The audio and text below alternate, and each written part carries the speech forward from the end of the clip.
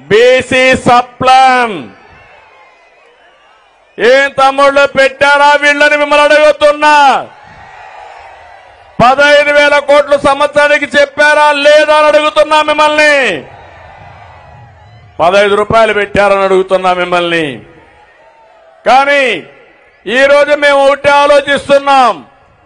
సంక్షేమ కార్యక్రమాలు ఇస్తూనే సంపద సృష్టించే మార్గం మీకు చూపించాలనే ఉద్దేశంతోనే సబ్ ప్లాన్ ద్వారా 1,50,000 కోట్లు 5 సంవత్సరాల్లో పెట్టే బాధ్యత మాది. సంవత్సరానికి 30,000 కోట్లు చొప్పున 5 ఏళ్లలో 1,50,000 కోట్లు పెడతామని చెప్పి కూడా నేను మీకు తెలియజేస్తున్నా. ఇంకో పక్కన మీరు ఒకసారి దొంగ లెక్కలు చూపించి ఎక్కడ కూడా నిధులు దొడ్డిదారికి మళ్లించి బీసీలకు అన్యాయం చేసిన పార్టీ వైఎస్ఆర్ కాంగ్రెస్ పార్టీ.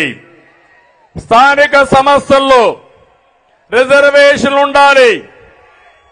25% ఉంటే కాదు 34% ఉండాలని ఆ రోజు తెలుగుదేశం పార్టీ ఆధ్వర్యంలోనే రిజర్వేషన్లు పెంచాం. జగన్మోహన్ రెడ్డి వచ్చిన తర్వాత 34 నుంచి 25%కు తగ్గించాడు. దగ్గర 16,800 మంది పదవులు కోల్పోయారు. మీరొక్క విషయం గుర్తుపెట్టుకోవాలి. నాయకత్వం అనేది రాత్రికి రాత్రే రాదు. అనునిత్యం తయారు చేసే తప్ప సాధ్యం కాదు. ఓసారి చాలా మంది వెనుకబడి ఉంటారు.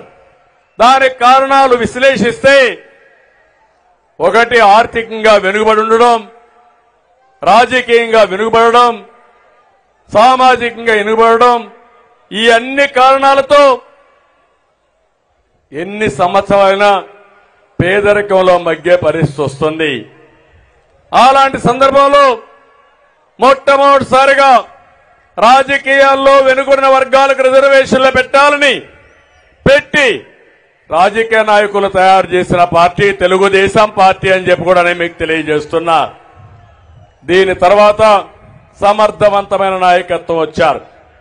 నేను ఇంకొకటి హామీ ఇస్తున్నా, నిరంతరం పోరాడతాం.